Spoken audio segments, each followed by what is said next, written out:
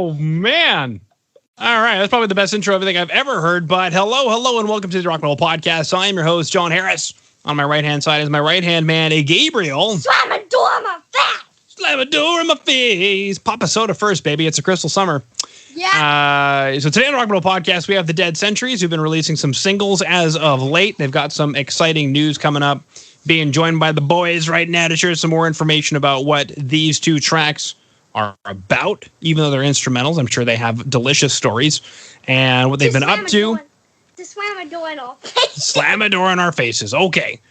So boys, welcome to the show. Thanks for having us. Yeah, thanks so much for having us back, John. Yeah, absolutely. And thank you for mentioning that you guys are back on, because for anybody listening in who maybe is not familiar, episode 105, which released on January 17th, 2018, the boys were on chatting about debut album, if I remember correctly. That's right.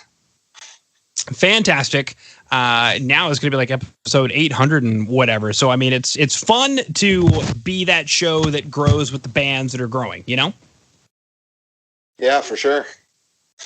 Beautiful. Now, to go ahead and take us through the last couple of years, because obviously you guys haven't been on for a couple of years now, just released a couple of singles. I'm sure there are some stories to tell leading into this marvelous year that we're having. So maybe take us through the last couple of years. What does the Dead Centuries look like for the last couple of years? And then has this year befuddled things? Has this year been a blessing in disguise? Has it been the key to your success?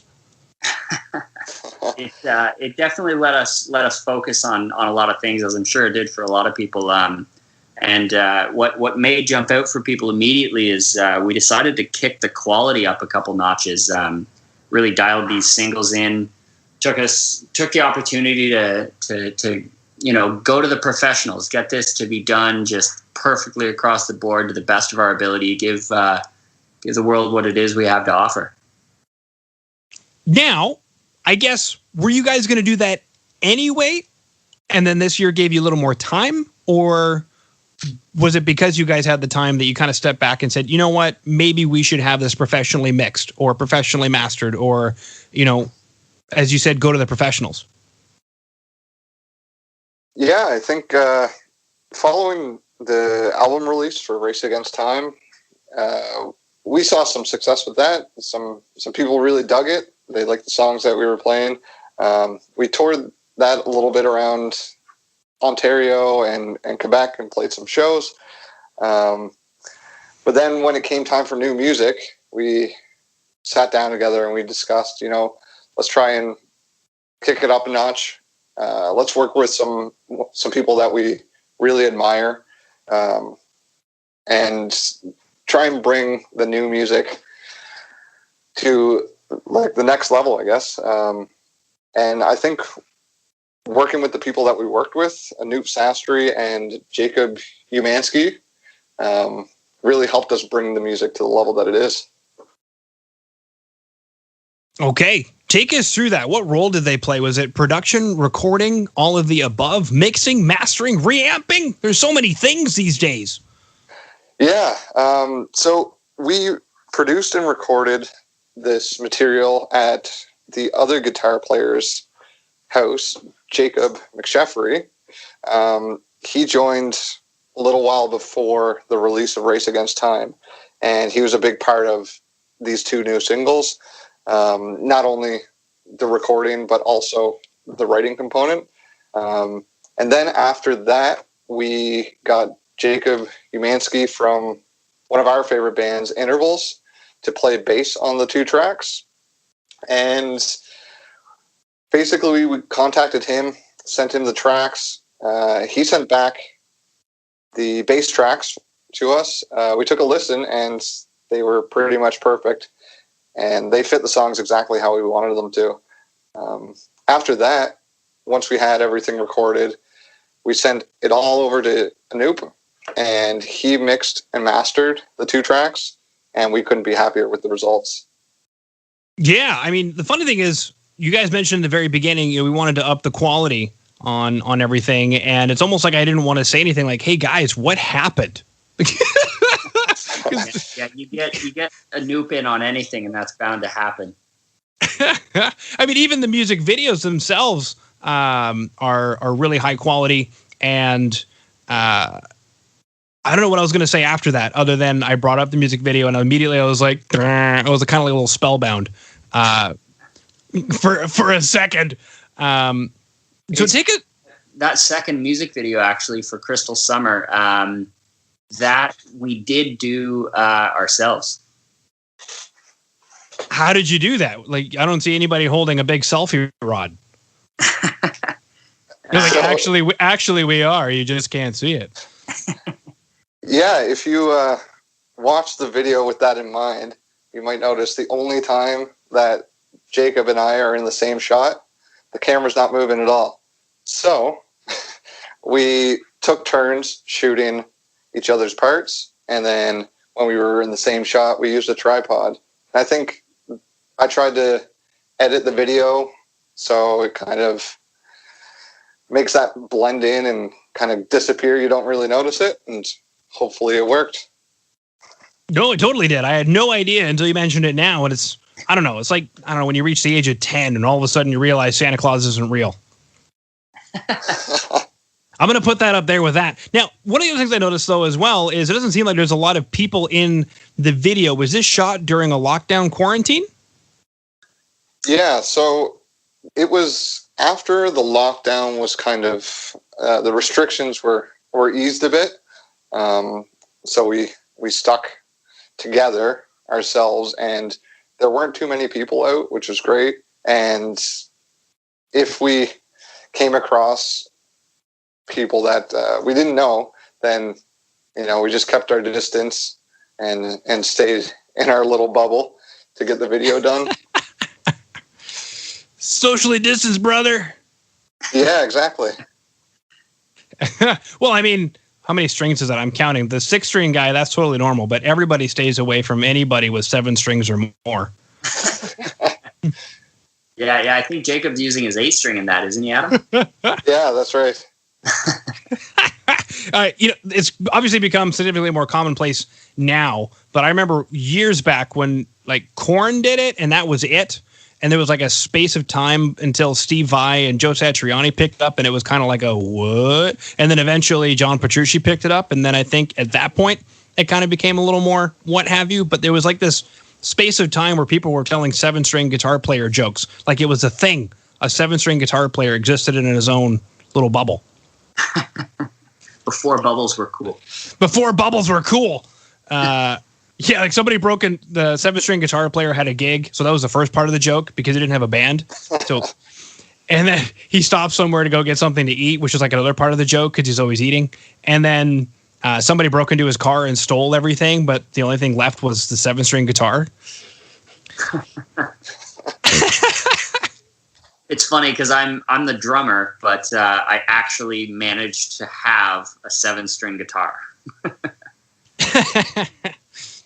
There is no equivalent in the drum world. Like, what would the equivalent be? Like 7 hi-hats? It just doesn't make any sense. Well, the drumming world's changed a bunch too now. There's, I'm not sure if you've seen guys like Alex Rudinger and Travis Orban, but a lot of guys are playing more open-handed now. So there's a lot of that going on. Mm-hmm. Oh, no. That's the end of the world as we know it. Very cool stuff, though. I definitely dig it. Now, getting into these tracks, I remember when Asher threw it across my desk. He walked in and he threw it. He threw it across my desk, boys. And I said, "What are you doing here?" And he said, "I like it here." And I said, "That's weird." And then he left. That's the kind of conversations Asher and I have. I'm like, No, that is not the kind of conversation. he likes Alberta for some reason, and I like Quebec for some reason. So one of these days, one of us need to switch. It might happen. It might not. It might not. No. After coronavirus, my wife and I have kind of convened that BC probably is looking a little bit better than. Yeah, nice. So that's kind of where we're headed, and she likes gardening, so it kind of just works out for everybody. But I remember Papa Soda. I'm like, okay, well, that's a unique song title, and I guess just take us through that. What is this track about? So Papa Soda was actually the first track that Jacob started writing after he joined the band. And Actually, I think he started writing that before the release of Race Against Time. And since then, the song kind of evolved. We added new layers. We changed parts around. And at the end of it, it kind of sounded like this bubbly, happy, fresh song to us. And Jacob came up with the name Papa Soda, and I think it fits pretty well with how the song sounds. Yeah, I'd agree. It's happy. It's like it's metal, but it's happy. Yeah, exactly. Now, something you mentioned was the track has been in writing for a little while, and I guess I'm curious how you guys write a song like this. Is there like a verse, chorus, refrain, stanza kind of like a pop thing where the guitar melody is like the verse lyrics and the chorus refrain, or how do you guys write a song like this? I think with this new material, we're trying to focus on that melody and kind of the catchiness and make it more than just a string of riffs stuck together. And I think you'll hear some of the melodies repeating through Papa Soda, and you might hear them in different instruments. Like the synth might be doing the melody at one part, and then the guitar will do it later, or they'll play it in unison. And that's something that we're really trying to focus on now with the new material. Okay. Now you mentioned some new material. That brings me to my next inspired question, which is, well, what is coming next? Should we expect an EP, an album, more singles? Yeah, for the foreseeable future, we'll be releasing singles. I think that's the best thing that we've done so far. It gives us time to focus on new tracks and really put in the work to bring them where we're happy with them so that we can record them and then release them. It gives it more care and attention to each individual song. Aw. I don't know, it's made me think of like receiving something and the packaging is all perfect. Yeah, that's the idea, is to really put our heart and soul into these tracks and try and bring them up to the level where, you know, there's not anything that we wish we would have done after releasing them. We're happy with every aspect, and, you know, I think that's worked out well for us for these last two songs, and will probably work out well in the future. Mm-hmm. One of my other questions was going to be, in getting somebody to do guest bass, and especially in today's day and age, you could do a million things. You could do easy bass, and I know plenty of mainstream bands who've done that and fooled the world. Even less than that. What is it? Moto bass from IK Multimedia, I think, before that. And even aside from that, one of you guys could have just played the bass, or, you know, down tune an 8-string even more, I guess, if you needed to, or whatever. So I guess the question is, why Jacob? What about a 10? Yeah, so, I mean, you mentioned we could have played bass, or we could have done MIDI bass, easy bass, or whatever. And really, we had bass written for the tracks. But I think when it came down to it, getting a bass player who plays the style that we really like from a bass player, he knows how to play bass to this style of track.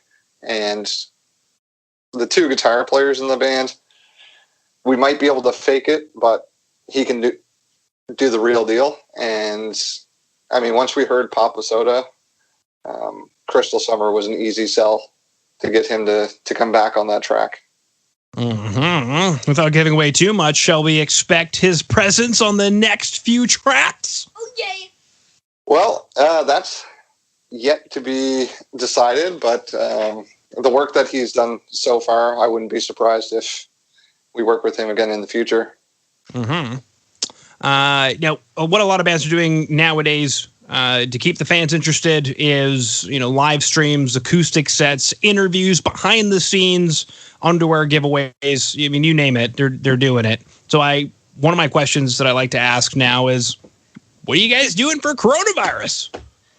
It's funny. It seems to be the trend for us is to really kind of turn inwards and just, you know, make sure that take the songs that we've got and take a chance to work through bar by bar, just work on the quality, get it ready for when live shows come back on, and really just get the instrumentation there. Okay. Kind of a more logistical question if anybody out there actually cares, but it just kind of came to mind. What are you guys going to do for bass? Just a backing track live? Yeah, exactly. That's what we've been doing for the last few years. We used the tracks from the album when we were playing live, and we've been rehearsing with the same tracks and the new tracks that Jacob sent us.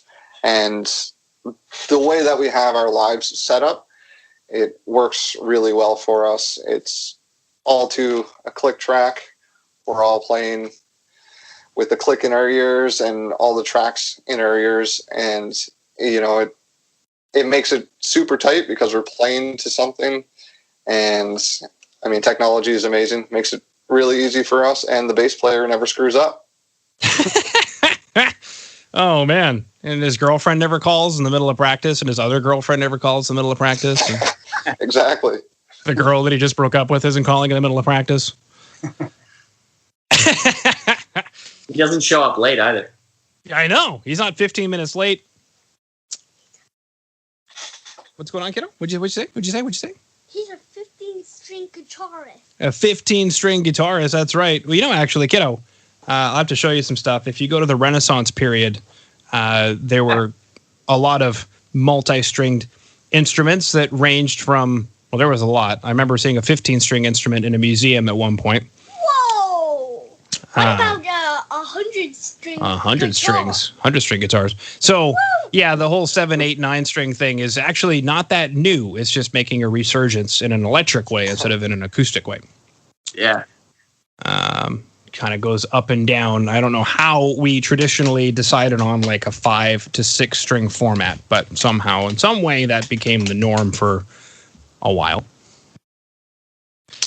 Cool. That was, I don't know what, rock metal history on the Rock Metal Podcast, if you want to consider a lute in a chamber to be rock music. Or the Rumble Butt Podcast. The Rumble Butt Podcast. Well, I guess lute players in chambers were getting, people to dance. So I guess that's kind of rock and roll. What do you guys think? I'd have to agree with you. If you can find a way to put a lute into one of the songs, Adam, I'm all for it. I'll give it a shot. There you go. Oh man, you could do a whole like behind the scenes thing of like trying to get the thing to intonate properly and beautiful. And then the harpsichord solo comes in. I don't know, guys. It could be a thing. We'll be the first. There you go. All right, well, boys, I have asked all the questions that I have on the paper in front of me. We chatted about Papa Soda, Crystal Summer, what's coming up next, what you guys have been up to. Who? What? A poopy. Okay. And slamming door face. And slamming door in face. And the reuniting of the fact that you guys were on the show a couple of years ago. So it's great to have you on the couch again. I'm looking forward to have you on the proverbial couch here sometime soon. Is there anything that I did not ask that you were hoping I was going to ask that you wanted to chat about? I think that's good for me. Yeah, I mean, you asked some really fun questions. Well, that's good to hear. Sometimes I'm worried, like, oh man, I just asked the most boring question in the world, and then somebody talks for 20 minutes, and I'm like, awesome. If we end up with, honestly, we're gonna have to give you credits. If we end up with a lute in one of our songs, we're gonna tag you all over it. Boom! # lute life. The only lute player in the world, and he's just become a hot commodity. Beautiful. All right. Well, boys, thank you so much for coming on to the Rock Metal Podcast. Much Thank you, John. All right, go ahead and stop, please, sweetie.